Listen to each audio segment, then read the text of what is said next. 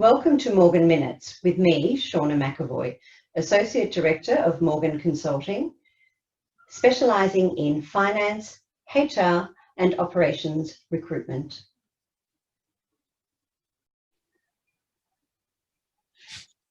Good morning and welcome to this week's episode of Morgan Minutes. Today I have the pleasure of being joined by my colleague Ben Sunderland. I joined Morgan Recruiting in February this year, just before COVID, which was a fantastic time to join, of course. But one of the things that really attracted me was, after meeting Ben, was his integrity and care that he took and his approach to recruitment, which is really important to me as well.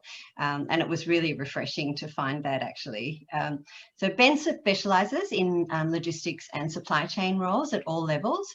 And he has very strong networks across several industry sectors, FMCG, retail and manufacturing. Good morning, Ben. How are you? Morning. Good, thank you. How are you? I'm good, thank you. Thank you for such a kind introduction. Oh, it's a pleasure. We don't see each other as much as we'd like to, probably. I think the new year will bring a renewed face-to-face, I think. Yeah, fingers crossed. Even though you're in Rose Bay, I'm in Bondi. I know, we're so close, it's crazy. How many times we've said we'll catch up and we don't. Yeah. Life gets in the way. Ben, I wanted to ask you, what do you think the singularly most important attribute or strength that a highly professional recruiter should have or should strive for? Where do we start? Yeah. Look, personally, I think there could be a huge list for this one. Yeah. And I was having to think about it. And I think the one thing that underpins long-term success in recruitment is honesty. Yeah. So personally, I can see that from 4 different viewpoints. So honesty in, say, everyday life. Yeah. So you've got just being honest in, say, your relationships, your friendships. I'm a big believer in karma. So what you put out there comes back to you. Comes back, yeah. In terms of recruitment, I think candidates and clients, there's been this reputation for some time in the industry about recruiters not being honest to candidates and clients and acting in, say, opportunistic ways to benefit themselves. Yeah.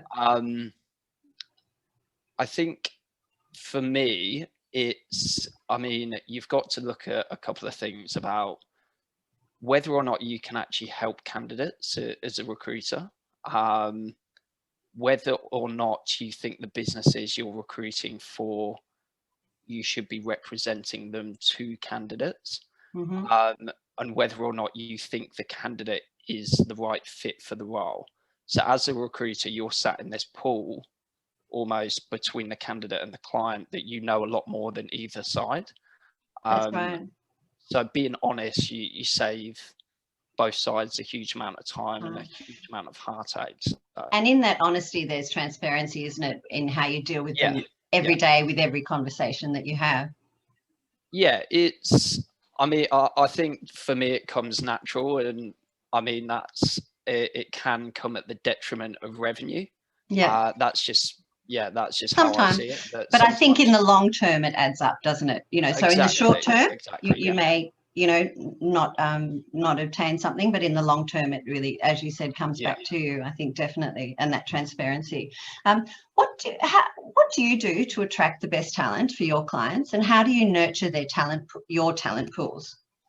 Good question. I was thinking about this one. So I think for me, I've been trying to refine this skill set since I started out in recruitment, and it's almost you fake it till you make it, till you get to a point where you actually know the questions you're asking, you're connecting dots in the industry. But I think where possible, understanding the client from a current state of play point of view, the previous 5 years and the future 5 years.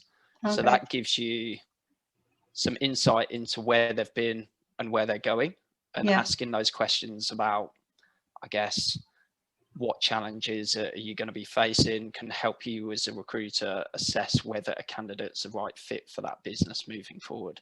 And I guess going on to conveying that message to the market, I think it's being honest to the candidate about those challenges and I mean, I've had it in certain circumstances that you've spoke to clients and they don't give you the full picture, and you never find out until that candidate joins the business about how they find it, the sort of culture that's there. But that's where I would put the onus back on the candidate, that you say, look, you need to go out, do your due diligence, do your reference checks. And I think this is, in recruitment, a lot of people get it in their head that the employers should be doing reference checks on candidates, but I think a lot of emphasis should be placed on candidates doing reference checks on employers.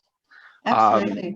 And I don't think candidates have done that before, but I think it's a bit lazy that they use like Glassdoor, which can be manipulated. Whereas if you actually put your strategic cap on and go and speak to someone that knows someone that's worked in that business, it works out a lot better. So that's right. And I think that's where consultative recruiters come in, where we advise candidates and we educate them on how to do this, don't we? So we'll say to them, if you're unsure about that, ask that question. You know, don't be afraid to ask questions, and put them in a positive light, you know, when you're at interview, etc. And this, I think that goes on to nurturing talent pools. That's right. I mean, talent pools, as a recruiter, you can never cover every person in the market. You can't cover every client in the market. It's impossible, or you wouldn't be able to service your clients to a certain level. So I think it's accepting the fact that other recruiters are going to unearth other talent in the market. It's just making sure that the service that you're giving to the candidates that you feel you can help is of that level that the talent pool will almost nurture itself, because they understand the engagement that you take with them. That they come back to you and you build this network, and it's a professional network. It's not a candidate recruiter network where they just call you and say, how's the market? Have you got any jobs? It's you call for a chat and advice about, I don't know, if they're going for an interview directly with a company, it's they call you to give that advice or see if you've got any connections that have worked there.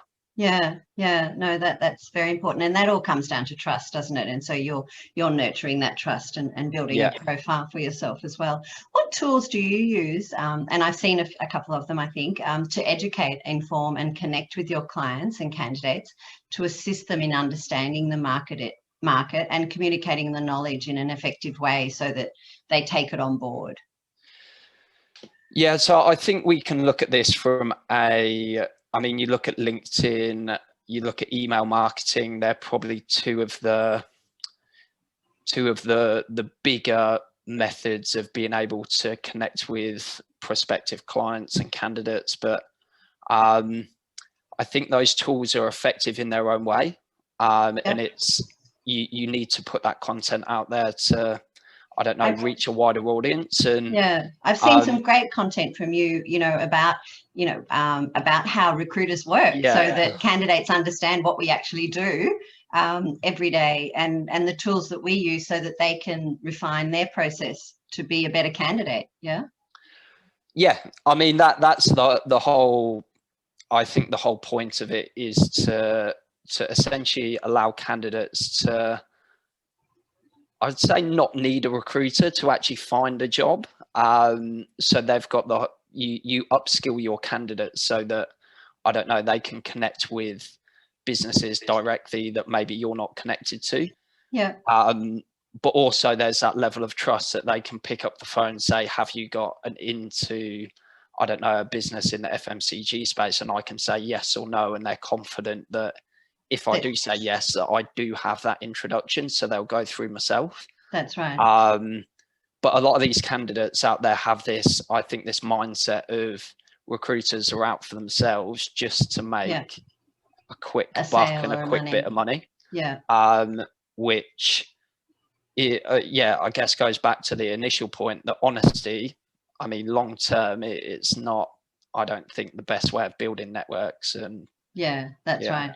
And because I've seen in conversations with candidates recently that they have no idea that we're kind of in the middle. You know, the client gives us, we're not making the decisions. We're the conduit, you know, and we're helping the client. So we're educating the client about the market, but we don't always, you know, we don't put the PD together. We're doing our best to help the client, but we're also, we are salespeople because we have to make money for our business. But there's a transparent and high integrity way to do that, which I think that you do. I think on that, it's important to note that revenue's just a byproduct of actually, especially in a service-led business, it's a byproduct and comes at the end, and recurring revenue is a byproduct of continued service. Absolutely. That's right. And I think it's your passion for it too, Ben, you know, that all comes out. And in the end, you know, everyone talks about passion for what they do, but if you're passionate about what you do, you're going to make money anyway because you're going to be successful.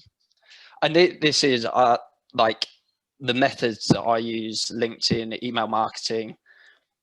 I was probably, as a recruiter, I was quite skeptical about putting stuff out there at first.